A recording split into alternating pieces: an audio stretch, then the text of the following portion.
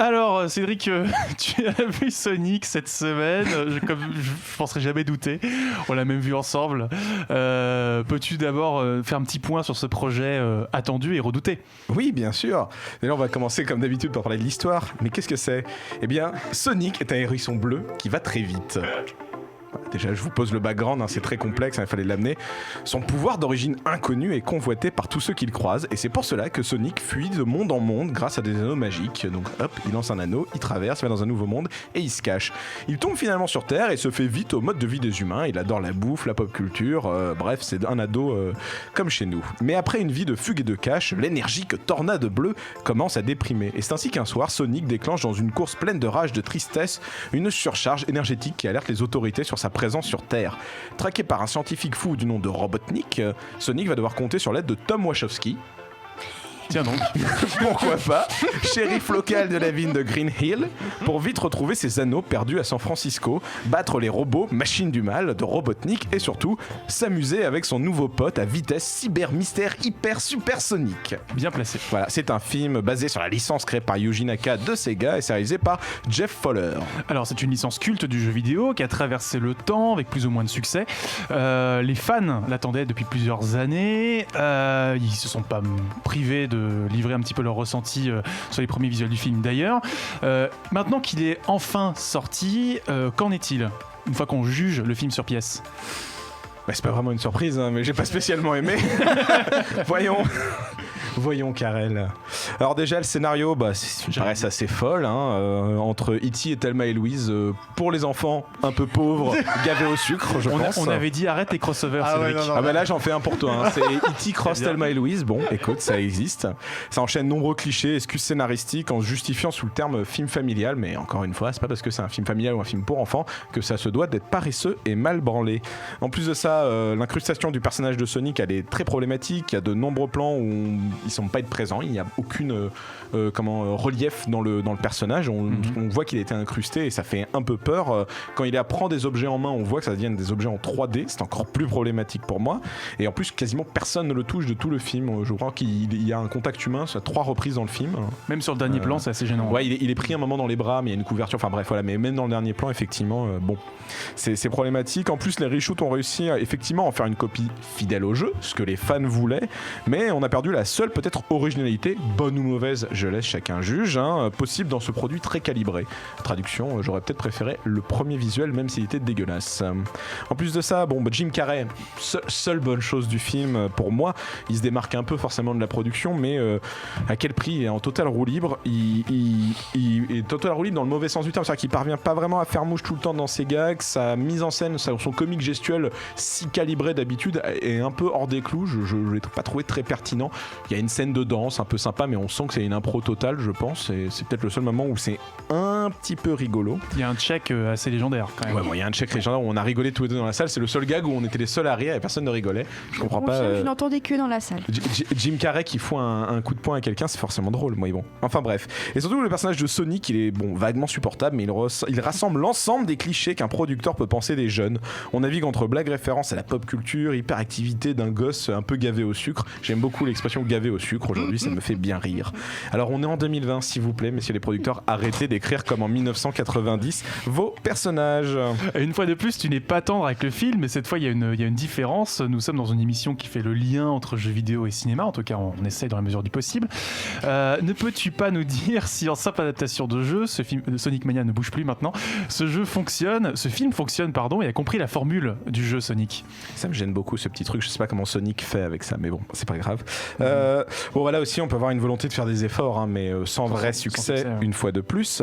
Après une séquence d'intro qui montre globalement un niveau de Sonic 1, le film s'éloigne complètement pour nous laisser sur Terre, parce que forcément c'est là où je voulais voir Sonic, dans San Francisco et sur de l'asphalte, c'est le truc que je voulais le plus voir en tant que fan de Sonic. Il va donc courir dans des décors gris et sans design et aucune verticalité. Bref, il n'y a pas de game design, il n'y a pas de level design, il n'y a aucune réflexion sur ce que Sonic peut donner. En plus de ça, la pression de vitesse elle est jamais présente. C'est-à-dire que là vous aviez des films comme par exemple Speed Racer où on essayait tout le temps de vous montrer ce que c'était de dépasser le mur du son, et je prends pour exemple concret un plan qui m'a toujours marqué, je pense qu'il a marqué beaucoup de gens, le drapeau d'arrivée arriver où le damier devient un cercle enflammé. Enfin, il y avait des volontés, il y avait des effets de mise en scène pour se dire wow, il va vite. Là, le seul effet qu'on voit, c'est globalement un effet à la Quicksilver dans les X-Men, c'est le temps ralenti.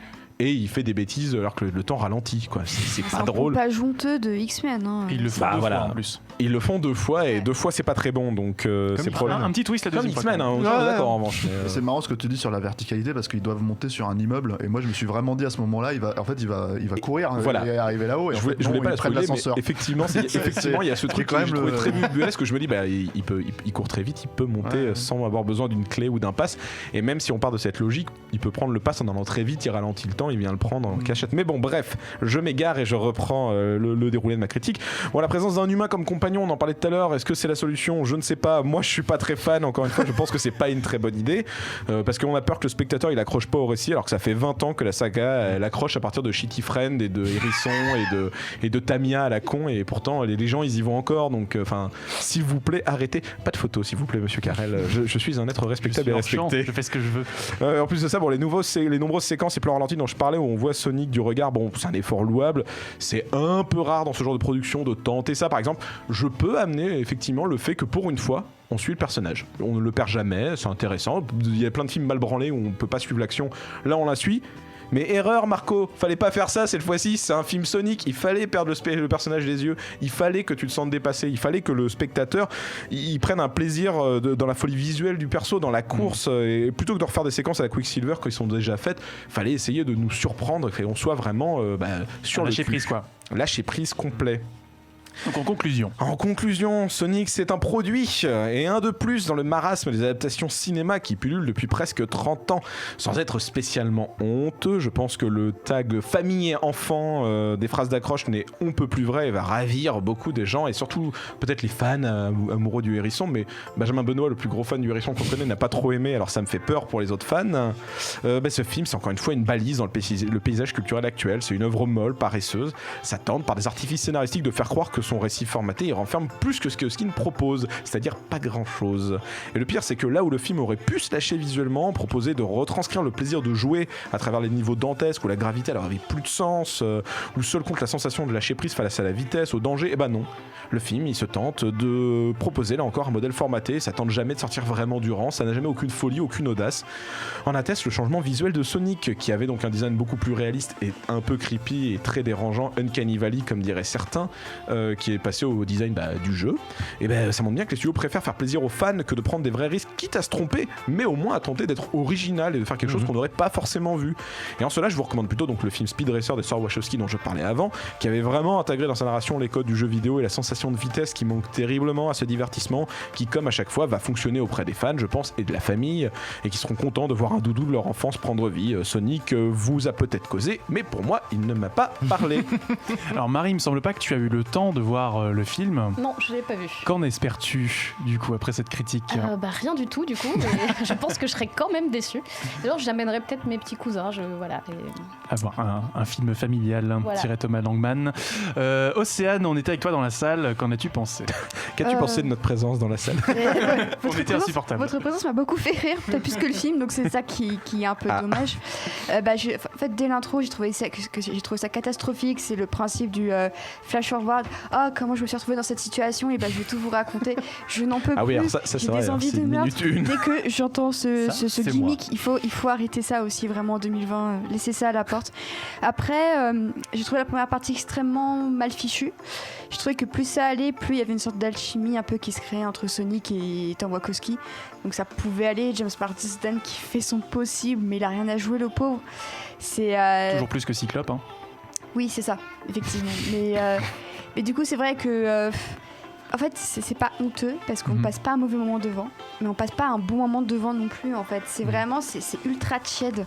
C'est ça que j'en retiens. Et là où même peut-être Détective Pikachu, j'avais trouvé ça assez doux. Là, en fait, Sonic, je trouve ça super tiède. Genre, tu vois ça et t'oublies ça. Enfin, tu sors de la salle, t'as déjà tout oublié, quoi. Et ça me saoule un peu parce que même si j'en attendais rien, effectivement, les gosses, ça va peut-être leur plaire, mais en l'état, moi, j'ai rien à me mettre sous la dent, quoi. Même toutes les thématiques un petit peu sur la solitude, fait que Sonic, en fait, il va être tout seul toute sa vie. Enfin, ça aurait pu être intéressant aussi. Et au final, c'est traité par-dessus la jambe, quoi. C'est super dommage. Bah, disons oui, c'est peut-être un emprunt au Flash de Justice League, qui était peut-être la seule idée intéressante de Justice League et qui est même pas développée ici, c'est un peu dommage. Et puis la musique de Junkie XL, c'est plus possible non plus. Je suis désolée. Vite oublié, Stéphane. Ouais, après moi j'ai pas trop compris pourquoi il y a eu toute cette shitstorm autour du personnage, enfin du premier design, parce que de toute évidence quand tu regardes le film, c'est vraiment un film qui est fait pour les enfants. C'est même presque pas un film familial, c'est vraiment un film fait pour les enfants. C'est Sonic qui pète.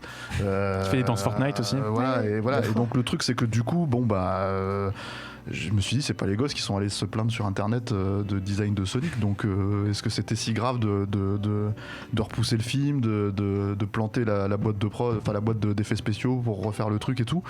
Mais oui, après c'est complet, je suis d'accord. Après je pense que j'attendais absolument pas de design de mise en scène en fait autour de la vitesse du personnage. Je pense que j'attendais vraiment rien. Moi non plus, mais ce que j'ai eu, quoi. Si tu veux, si je fais une critique sans essayer de développer, je peux Bien juste sûr, dire c'est de la merde et je pose la feuille. Je suis d'accord avec toi, mais c'est vrai que non, c'est pas du tout, c'était même pas un reproche du tout à ta critique. Hein. C'est vrai que c'est juste que je comprends effectivement qu'il aurait dû, enfin le réalisateur, la prod aurait dû se poser ces questions-là, mais moi ça me semblait tellement évident qu'il savait pas se les poser. Oui, c'est sûr. Voilà. Bon, vu que l'heure tourne un petit peu, je vais me contenter de dire que c'est pas forcément le Garfield 3 qu'on voulait, mais c'est le Garfield 3 qu'on méritait. Voilà. Sans Bill Murray. Sans Bill Murray, mais avec James Marsden du coup, donc bon, quelque part. Pourquoi pas Jim Carrey. Moi, je balance à la fin du film. Ils ont eu une bonne idée avec les piquants de Sonic d'expliquer le pouvoir et tout. J'ai fait. Non, mais Karel, que racontes-tu ? En fait, si tu veux, si tu veux rentrer dans le détail. Non, je ne veux pas rentrer dans le détail. Je trouve, si tu veux, que l'idée que Robotnik utilise un piquant pour spoil tout le film, du coup, c'est pas grave. Allez. Non, mais voilà. Il a spoilé. Spoil qu'il est très premier degré quand même. Écoutez, voilà. Hop, voilà, c'est bon. Ça veut tout dire. Allez, on avance. Justice immanente, vas-y. Alors. Jeux vidéo, BD, manga, séries et cinéma de genre. L'actu Pop & Geek, c'est dans Hyperlink, votre cocktail de bulles et de pixels, avec Karel et son équipe, tous les dimanches à 16h, en direct sur VL.